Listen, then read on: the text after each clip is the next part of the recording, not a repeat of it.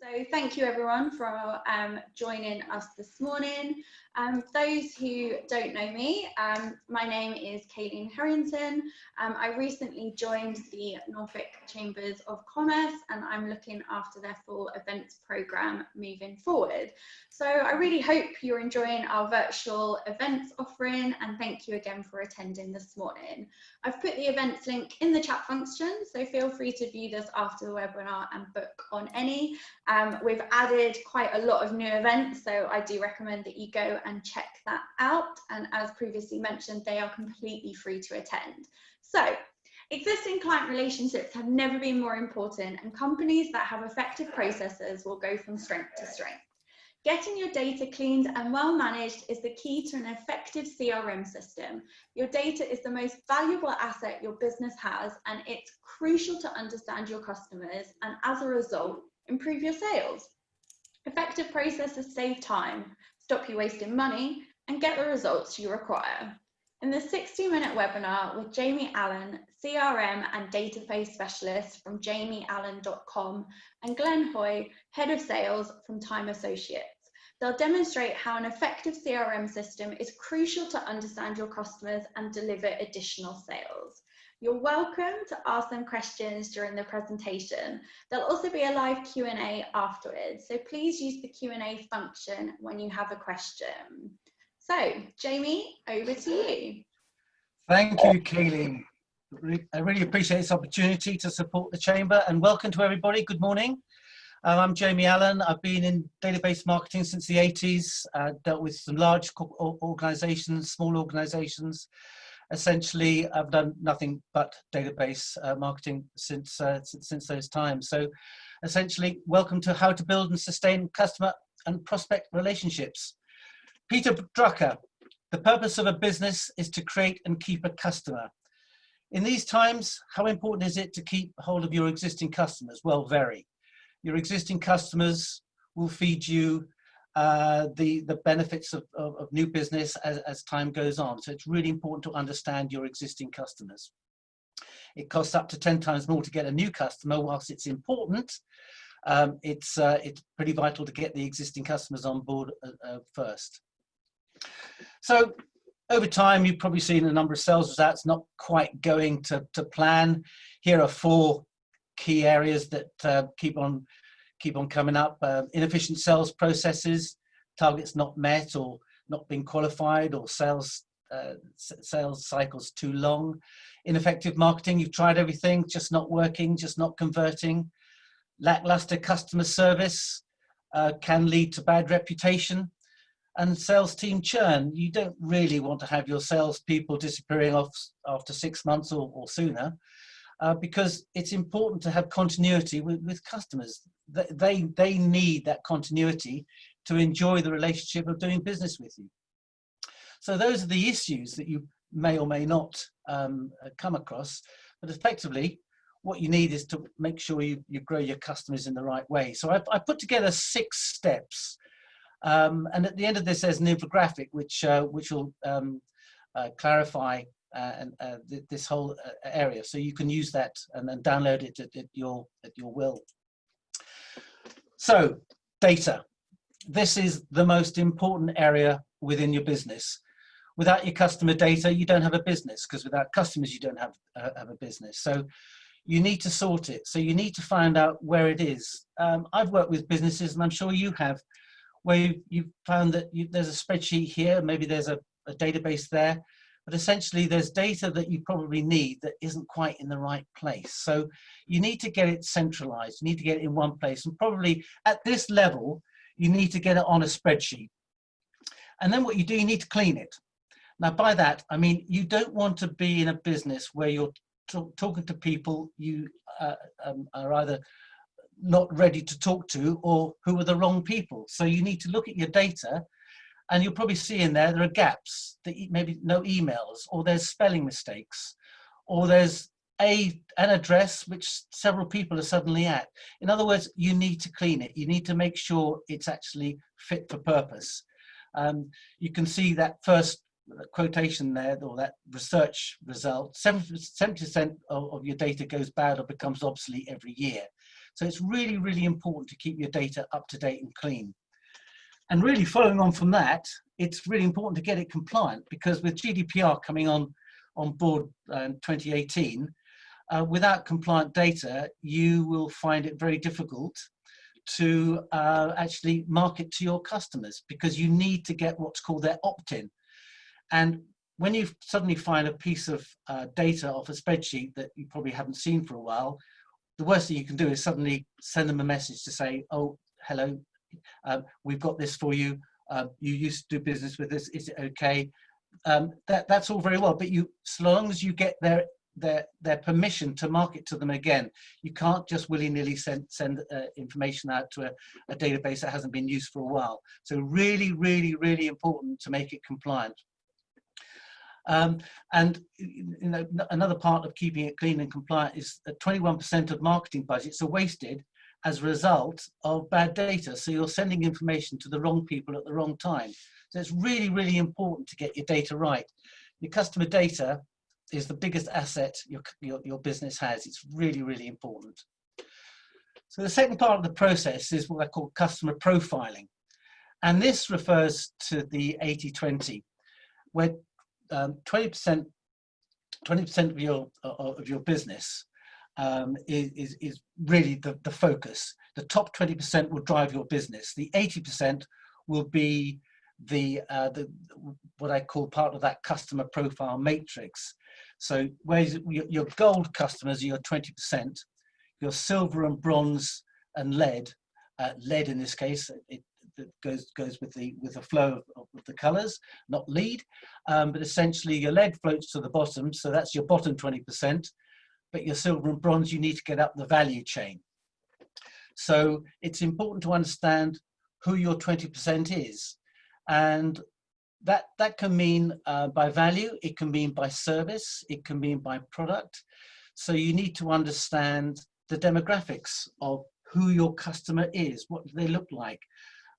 Essentially, the demographics is the personal specification of the individual, where the segmentation is actually breaking down what services or products they're buying, maybe when they're buying, how much they're buying. So there are a number of ways to actually interrogate the database and what I call data mine it.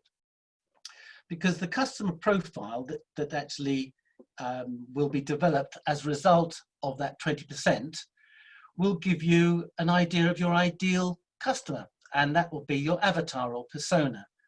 And that is shared through the company, which means that everybody in the business is aware of, depending on what product or service you're actually wanting to communicate with those customers, they'll have an idea of what that typical customer will look like. So now you need to get that data that you've cleansed, data that you've got compliant, you need the data that you've actually profiled. You now need to think about putting it into a central database, a CRM. Effectively, CRM stands for Customer Relationship Marketing. And the clue here is in relationship. A CRM is all about building relationships. And the first thing that I would always suggest with a business, and I'm sure your businesses have got one, is a CRM strategy. You need to understand what your goals are, what you want to achieve. There's no point in going to the market and actually looking at what's available online and actually thinking, oh, yeah, that looks good, that'll do, and putting it into the business. It's not going to work, as you probably anticipate. I've worked with companies that have done that and found that actually they've got to go back and start again. So start with your workflow. Start with your processes. What happens in the business? How does it work across the business, in customer care, maybe in operations? And most important of all, get stakeholder input. If you're going to build a strategy and ultimately install a CRM, you need to make sure that the people that are going to be using it actually have an input, because if they don't have an input and it suddenly doesn't comply to what they're used to work with, they won't use it. And that just defeats the whole object. So really, when you're looking at centralizing your data and creating a CRM, you need to have the right strategy in place. And it all comes from the customer. You need to understand your customer. You need to match to the requirements of the customers that you're trying to serve. And underlying all this is documentation, because when you get new people coming on board, it's a much easier thing to do to say, look, here you go, there's the documentation, take it, read it, understand it, we're here to help you, but you must have it documented. And here's a Forbes research result. Get CRM right, and it has been shown to increase productivity by up to 34%. So it's really, really important to get that particular stage right. I'm lucky enough to be part of the Thrive business community. And I know one of my colleagues from Thrive is on this call. Lorna, good morning. And they asked for a solution that would actually help their members maintain the relationship they have with their contacts. So we thought, well, one member has a number of contacts in different sorts of businesses, so they need to maintain an engagement process across time. So we thought maybe a traffic light system, green, amber and red, where green you've got healthy relationships. Amber means you need to review that relationship. Something's coming up, you need to keep in touch. And red, well, you need to do something now. But what this means is it's a system that's designed to make sure you never ever miss the opportunity of building that relationship and understanding your customers better. So really, in answer to those sales issues that you had at the beginning where you didn't quite meet what you thought your requirements were looking like, a CRM will start to deliver that. And it really means that you're going to share information across the business. But it's really important, it all comes from the customer. Whatever happens on the CRM and how you use it is driven by how the customer and you engage with each other.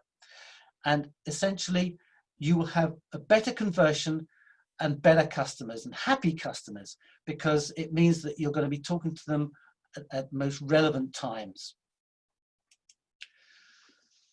And this will then enable you to deliver the customer experience, the CX. Now, a lot of businesses these days have actually put CX as #1 in their strategies for the 2020s, because to deliver a customer experience, as we all know with Amazon, means that you just can't get away with the information that they send you. So essentially, you've got such a good experience with these companies that then develops a strong rapport. So, and that comes from really understanding the customer's needs. So you need to talk to your customer, you need to engage with your customer, you need to send regular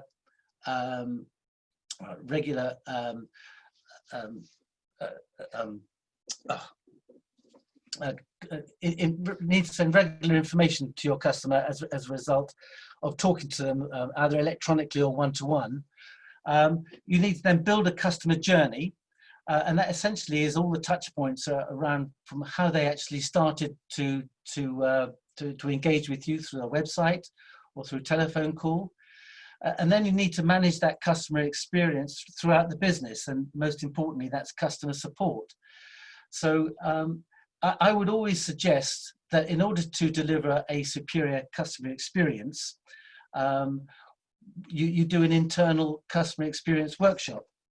And that really just means essentially getting the key stakeholders in the business and getting them to then understand how they actually are delivering the customer experience within their particular parameters, within their parts of the business, and then score that out of a 1 to 10. And it's quite an integral part of the customer experience. And I've got a spreadsheet that I can happily share with you that actually explains how this would work.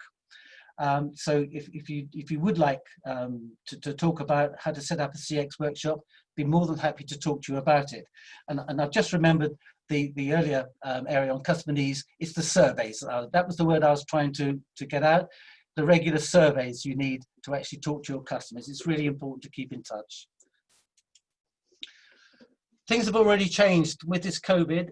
It means that you've got customers out there totally radically changing their customer journey. And this was a result of some research that resulted from Marketing Week and e-consultancy. 62% of B2C and 51% B2B just turned the way they've moved. They're moving towards businesses.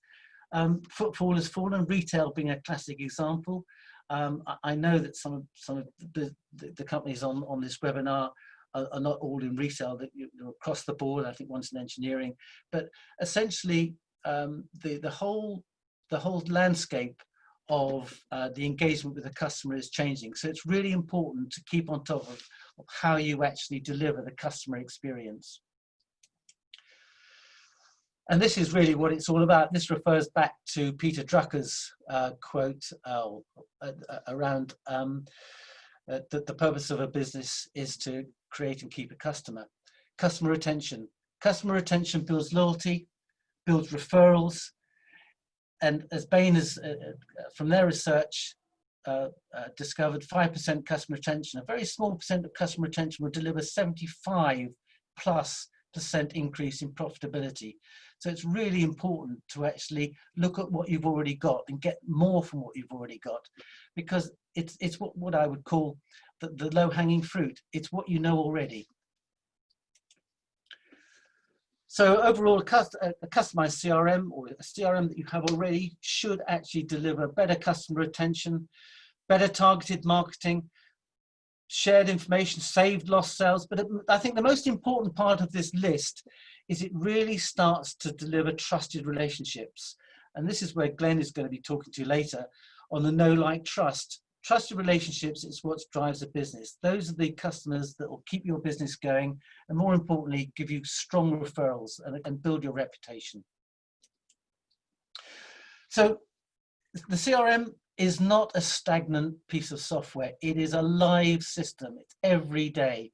It needs rinsing and repeating. It needs effective management. And you must always keep reviewing how you're managing your CRM and how you're managing your customers in that experience. And as I mentioned earlier, here is an infographic. You're very welcome to have it. You can take a copy of that link, but I know that's going to be sent to you by Kayleen in the follow-up email. Very welcome to use it. And now I'm going to hand over to Glenn, who will now share with you his 6 key words to help you become more efficient at building relationships. And thank you very much for listening to me. I hope it's been of value. I look forward to hearing from you at some point. Glenn, over to you. Thank you very much, Jamie. Everybody hear me okay? I'm guessing that's good. I'm going to put some video on so you can see my smiley face. So thanks ever so much, Jamie. Jamie provided you with loads of information and 6 key steps to help you get understand and get a CRM system in place. I'm going to support that with 6 key words. And my bit today is very much about structure and challenge.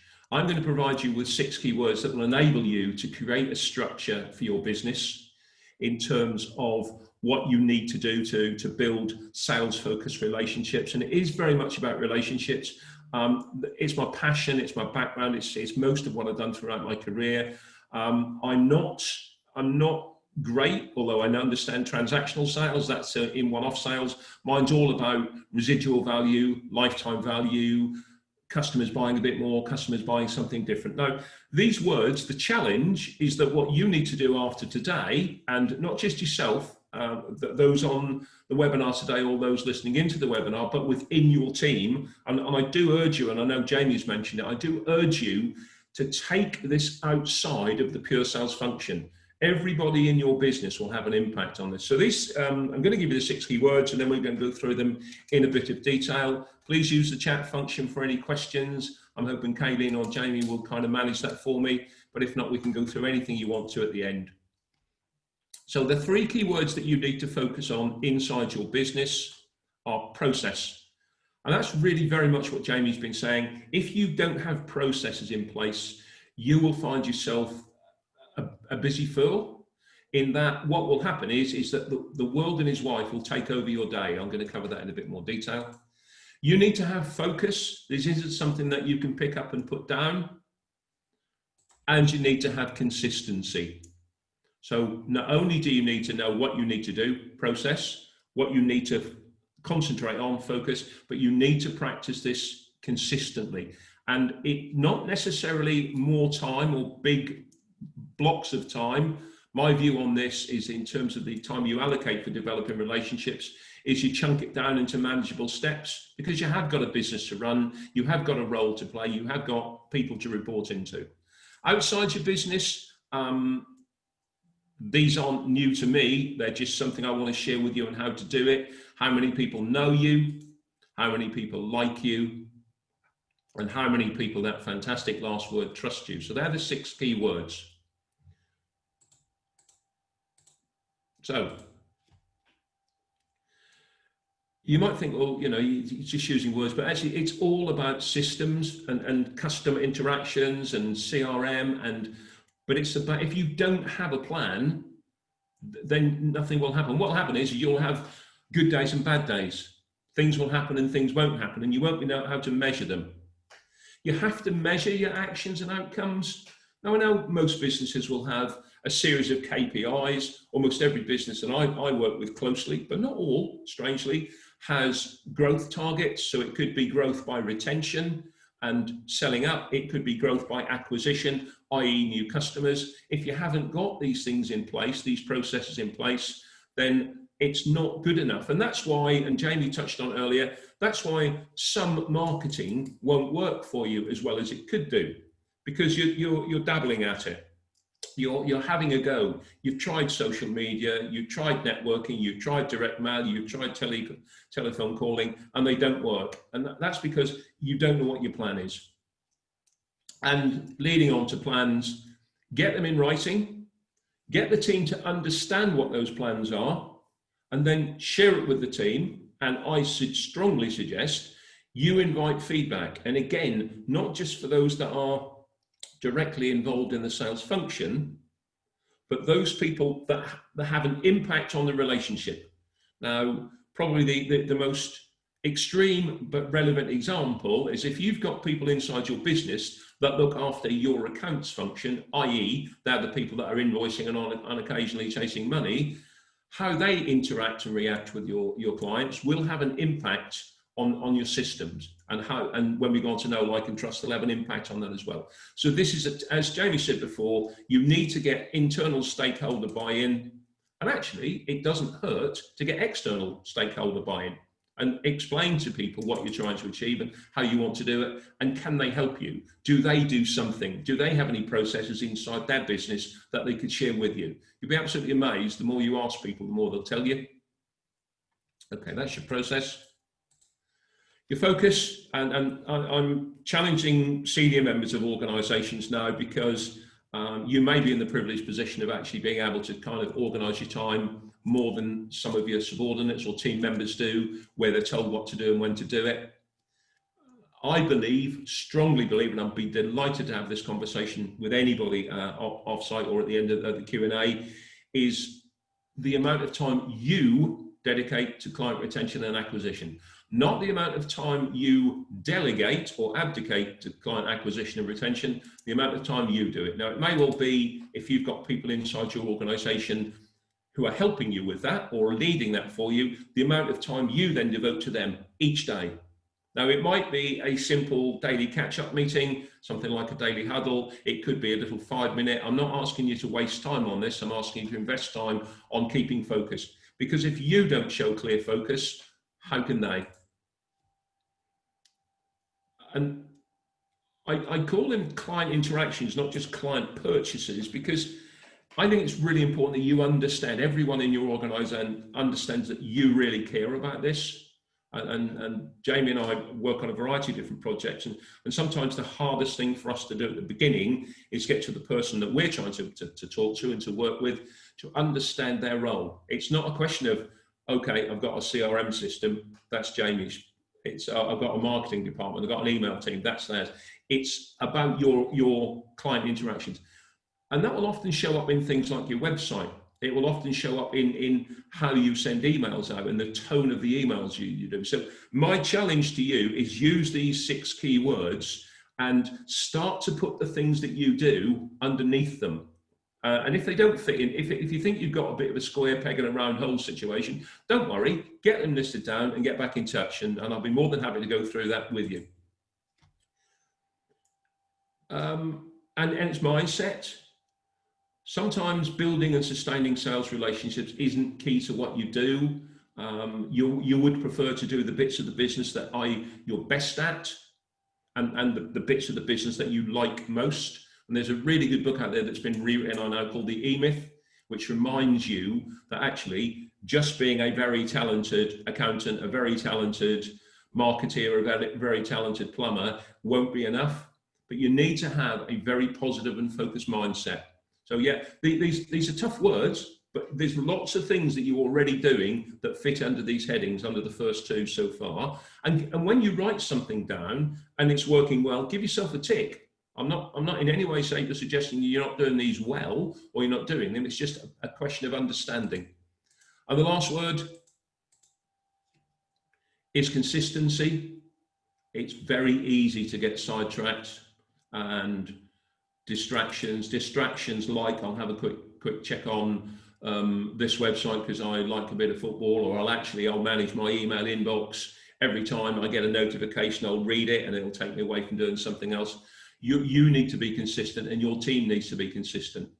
There are a variety of different pretty formal working practices in place, but I would always say if you're working in a team environment, you all try to work on sales related projects at the same time. So it may well be that it's between 9 and 10 or 9 and 9:30. That way everyone's focusing back square in the circle. And you've got to measure your actions and outcomes, and CRM systems are absolutely brilliant for this, because if you measure them, what gets measured gets done, and what gets rewarded gets repeated, cliche time. But if you're not measuring them and you're basing it on, I don't know, the end of the month sales or something like that, that's just not enough. You need to be consistent. And that consistency in a sales relationship environment will mean that you will get lots of rejections. Don't worry about them. They're coming. They will be there. You'll get lots of objections as well as rejections. However, if you've got good processes, you've got good focus, and you've got great consistency, then you will, by definition, be reducing the amount of rejection you get. And the next three sets of 3 words outside your business are the things that you can do, and probably are doing, that will help you get less rejected and become better known, better liked, and better trusted. So I'm just going to pause ever so slightly there whilst you take that down. So your challenge for the first 3 and the second 3 is to start to write down all the different things that you do and put them under the 3 key headings of process, focus, and consistency. If they don't fit anywhere, put them to the side, get in touch, and we can find a way. They may overlap as well. Certainly process and focus overlap, and focus and consistency overlap. And it's more about, I had this conversation with a client earlier today, it's not about time management, it's about time prioritization. You've got the same amount of time. If you do an 8-hour day, if such a thing exists anymore, then how you prioritize your time is really, really important. So let's go on to outside your business. These are the things that you can and should be doing, and I'm just giving you some simple examples of how they could work for you. There is no one size fits all, deliberately, but this is an opportunity to think, oh, right, yeah, might be a good time to review that. So here we go. So outside your business, you have to ask yourself, and again, I'll cover all of these in detail, how many people, how many prospects know you? How many customers stroke clients know you well enough, know where you are, what you're doing, what your plans are, or do they just know you as somebody they buy stuff off? And I'm suggesting that's probably not enough. And that's where things like personal emails, newsletters, all of these come into play. So how many on your prospects list, and when did you last contact them? Jamie, right back into your thing here. So if you have identified 100 people that are potential customers of yours, clients of yours over time, and when did you last contact them? Let's be very COVID sensitive about this. The communications that you're having to the vast majority of your prospects and clients now are very different to those that you had back in late March and possibly early April. There'll be different levels of prioritization, different levels of knowledge. When you finish this, I'm going to keep challenging you. Write down, get your team to say, how many prospects do we have? What's on our spreadsheet? What's on our database? What's on our CRM system? And when did we last contact them? I suspect the answer won't be as good as it could, but if it is, well done.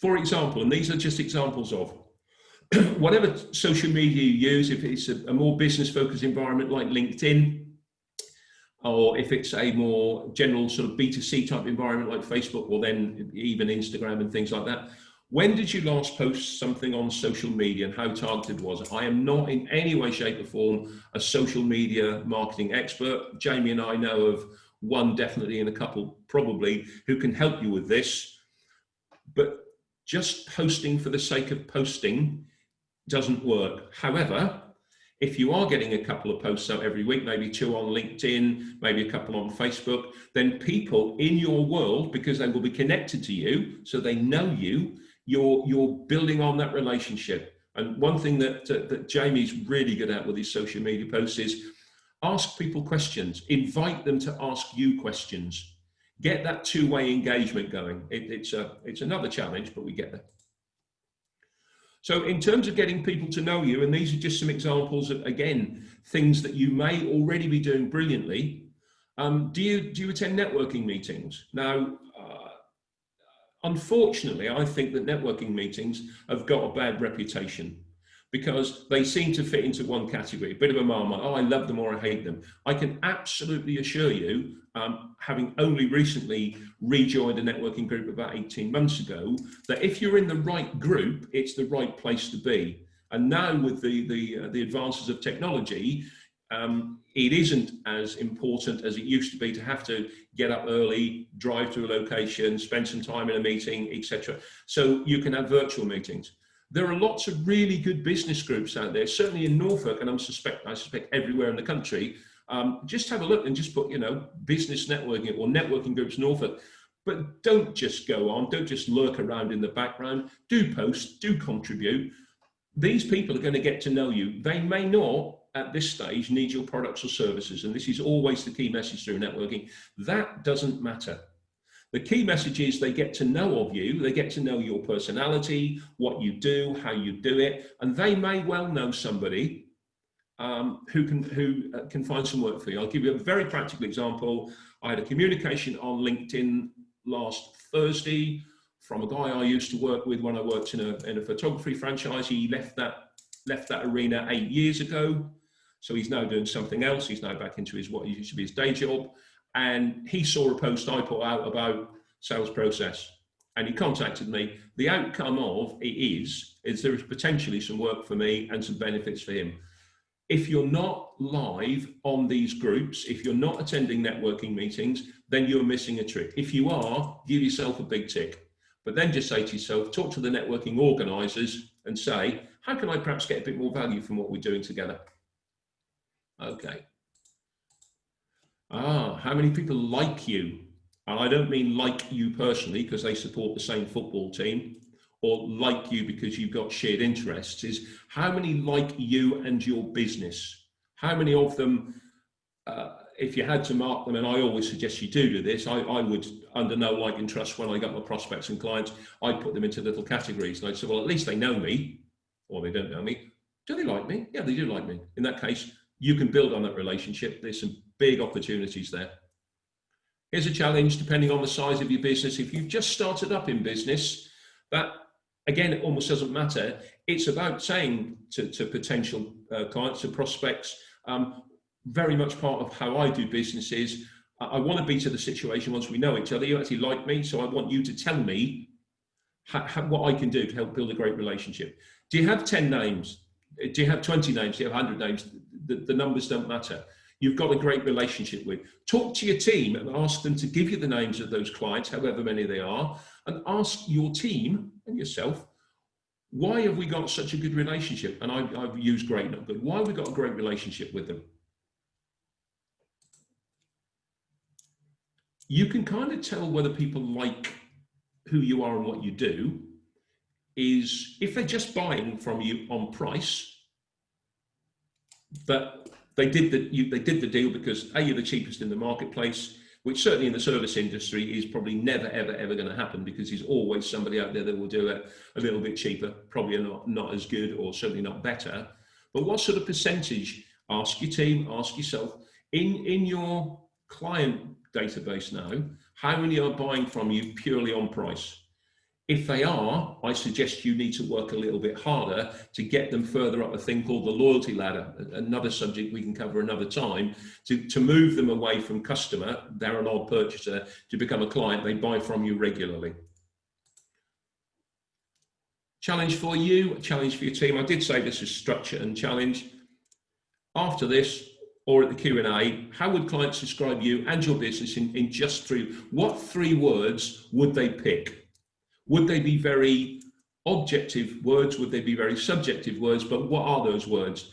And do this exercise. If you're doing it with 5 or 6 different people, and it's really interesting, a few words will be exactly the same, but also a few words will be completely different. You think, crikey heck, I didn't think that was part of the why they liked us.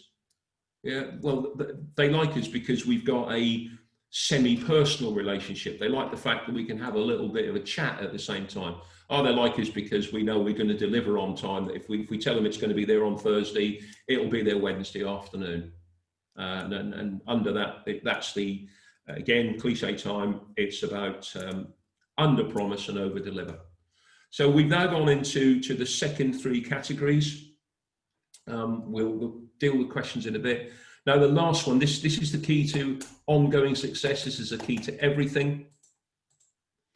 How many of your clients, not prospects because they don't know you well enough, they don't even like you because you haven't worked with them yet, how many trust you? And I actually did this exercise yesterday. I've got a key client within a franchise that's got 79 different franchisees. And I asked myself, I did this question to profile it. I was 100% on all of them know me. I've been working with them for 10 years. I got down to about 50% of them like me because we've worked very successfully together for over 10 years. And then I got down to trust. And actually that figure went down fairly dramatically. Not because they don't trust me, it's just that I haven't demonstrated enough reasons for them to do so. I could be wrong. I might be slightly underestimated. But again, put your customers into those categories, put your clients into those categories. So how many would act as an advocate with someone they know? So I could give you probably 8 or 10 people, depending on the circumstances and what you wanted to know about me, whether I was trustworthy, whether I did what I said I do. I could probably give you 8 or 10 people. It probably could be more than that if I put mind to it. How many clients have you got that trust you enough to say, I'm thinking of doing business with Jamie Allan. He's a real tough cookie, hard to do with, always wants the best possible price. Would you mind if I put you in touch with him? And he can ask you any questions you want. How many of those clients have you got? Ask your team that question. They may not know, because they may not have a direct relationship with them in terms of talking to them, selling to them. I had to do this with this same group of clients 8 weeks ago, and moved away from I suppose you would call it, commission-only based proposition or results-based proposition into a fixed price proposition. And only one of the people that we work with regularly has not come over to that way. Now, for the work that I do, and more importantly, the people in my team that deliver what we do, I think that's an absolutely phenomenal. But ask yourself the same question. If I had to have a price increase for whatever reason, and it doesn't really matter what that price increase is, if you can justify it and they trust you, then it'll just go. The reverse to that, of course, is you might just also want to have a little look at this time as to when you last had a price increase. As I suggest, in probably 90% of the prices, if it's been a while ago, there is some margin in there for you to increase your price. If they know you, of course they know you. Do they like you? Yes, they do. Do they trust you? They trust you. It's the right reasons. Again, structure and challenge, and I've used arbitrary figures, the figure of 3 clients who could provide you with a testimonial. Do you have 3 clients? Ask your team, which 3 clients could we say, updating the website, I'm doing some LinkedIn marketing, I'm doing some whatever, can I use you for a testimonial? And would you write a few words about our relationship together? Okay, so those 6 words are really, really important, and I could have called them different things, but I like process, focus, consistency, and I know, like, and trust, because I know that they're words that you can share with your team. So thanks ever so much for today. That's me done. Thank you so much to both of you. Just a reminder, if you've got any questions, please feel free to pop those in the Q&A. So we've had a couple or a few questions come through. I know, Jamie, you've answered one on the chat, but I think it'll be good to answer it kind of online. So this is from Lorna. Jamie, you mentioned that 51% of B2B have radically changed their customer experience CX. Could you explain or quantify how and what they've been doing differently, please? Certainly. It's really all down to online. It's the change from actually going to shops or going to companies or going to a location and actually changing the buying process to online. That's been the biggest change. And it's meant that companies have had to rethink how they're going to engage with their customers along that basis. So they've had to actually put in e-commerce solutions and all sorts of areas like that. But that's what the research honed in on. It's purely down to online. Perfect, thank you. We've got another question from Lorna, but this time it's for Glenn. So I believe that you mentioned that there are 6 keywords that we needed to consistently use in emails, conversations, etc. Did I hear you correctly and miss these? And if so, could you repeat these, please? I don't think I covered it in this level of detail. However, Lorna, the one thing I see all the time in written communications is that the people that are sending the communication talk very much about I and us. They are so keen to get their own products, services, ethos across, and they miss out really vital words like we and you. So I would always say, if you're writing a communication, you need to say to yourself, how many times have I written we, you, your, as opposed to I? I saw an email from a very senior member of a company 2 weeks ago that was 4 paragraphs long, and every single one of them began with the word I. So Lorna, I'm happy to pick it up off air. There are lots of keywords, but the thing is to do, have I written this for the reader? If that makes sense. And if it doesn't, Lorna, we can pick up on it, or anybody else who wants to ask it. Write something for the benefit of the reader, not the benefit of the sender. Perfect. Thank you so much. So we've just had a question come in from Doreen for Glenn. How do I go about measuring what I have done? Can't remember exactly what you said. Okay, so Doreen, what I would do is I would look at all the things you do, and a flip chart's really good for this, or post-it notes are really good for this. Just start to write down the things that you do inside your business that you believe affect sales relationships, positively affect sales relationships. Then put them under the 6 key words. And actually, I had that flip chart yesterday. It was behind me, but it's down today. And just say, where do they fit in? And what you'll find is, yeah, there's some on the border, certainly about process and focus and know and like. But what am I doing to get people to know me? Am I doing this? Am I doing that? And put them under there. Then what will happen is you'll suddenly start to see a very clear picture about the things that you're doing well and need to do more of, and the things that where you might have some of the headings with very little underneath them. You know, what am I actually doing to get people to know me? Might be quite. It could be, well, I post on Facebook, and that by definition will say to you, what else should I be doing or could I be doing? Now, not everybody needs to do everything, because that's not how things work. But for example, under the like category, when did I last communicate with a customer, i.e. just bought from me, or a client buy from me regularly, and say to these people, generically, how are things? I can, it needs to be much more detailed than that, but I'm conscious of time today. But Doreen, if you want to ask me more specifically after this on a one-to-one, happy to have that call with you, no problem. Thank you so much. We've got one more question, unless I receive any more, but just to let everyone know that obviously after the webinar, I will be sharing the presentation with everyone, along with contact details for both Glenn and Jamie. Also, when the recording is available, I'll also share this as well. So the final question, there's nothing wrong with it, it's just a bit long, so bear with me while I answer it to Jamie. I'm also going to pop it in the chat function just because it might be easier for you to read it, because I appreciate that you might forget the first part. So I've just popped it in the chat function for everyone. So Jamie, this is from a lady called Claire.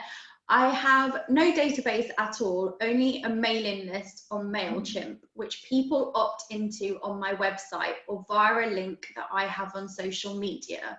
I'm not sure about how I'd start to set one up. With GDPR issues, I need to be mindful of and whether there is a free software I can use or what paid software is most user-friendly. Any help from the session would be greatly appreciated. Now, I know that's a long question. Jamie, do your best to obviously answer what you can from that question. So who's the question from? Bear with me, it's from Claire Carney.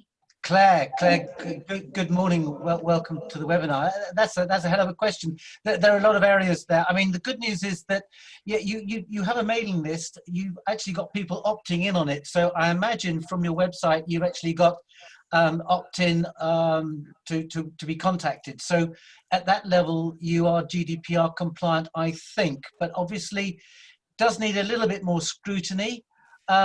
With regard actually getting the data sorted into a CRM, I think the best thing to do is to start with a spreadsheet, to start actually getting it on a spreadsheet, making sure it's compliant in as much as it's fulfilling the detail, the spelling's right.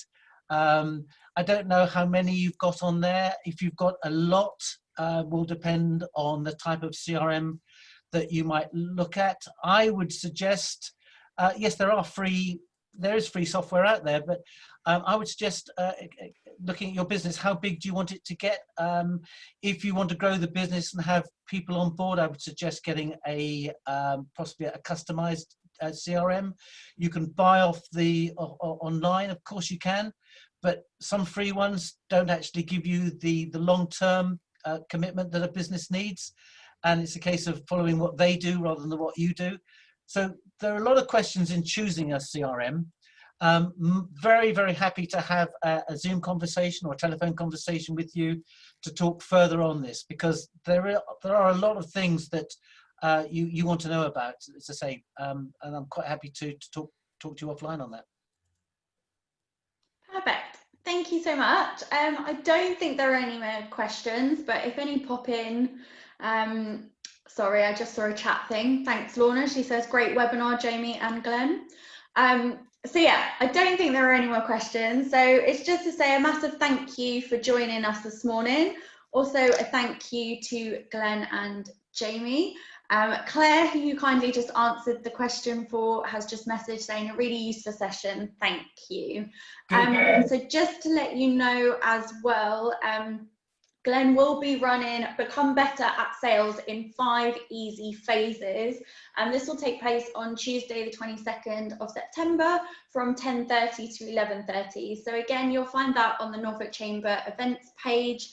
I'll also pop it in the chat function, but I fully appreciate that you might not click on it before we close. So I've just popped it in the chat function. Thank you everyone for your kind words I can see coming through. Kate says thank you, a really useful overview. Doreen says thank you, Kayleen. I don't think I can take much credit, it's all down to Glenn and Jamie. Nina says thank you, really helpful. And I want to say Elizabeth, but I know you said your name was maybe Lizzie earlier. Sorry if I've said that a bit wrong, but yeah, thank you, full of useful information. Regards, Liz. I should have just read the rest of the text and I would have got it right. So yeah, thank you everyone for joining us this morning. Glenn and Jamie, I don't know if you want to say a final thank you as well. Jamie? Yes, absolutely. Thank you very much indeed, everybody, for coming on this webinar. Apologise for the brain freeze on the word survey. That's a new one for me, but there you go. Things happen. But yeah, great to have you on board, and happy to have chats with you offline whenever. You've got my details there. Yeah, I'll reiterate that. Thank you so much for investing time in trying to make your businesses more effective, more successful, help you with growth. And as Jamie said, please feel free to get in touch. If you want to send me an email, that's great. If you want to pick up the phone, that's great. If you want to set something in a bit more detail, that's equally as great, because if we can help, we will. Perfect. Well, thank you very much, everyone. Hopefully we've got our next webinar this Friday, so I might see you then. If not, enjoy the rest of the week, and hopefully I will see you all soon. See you later.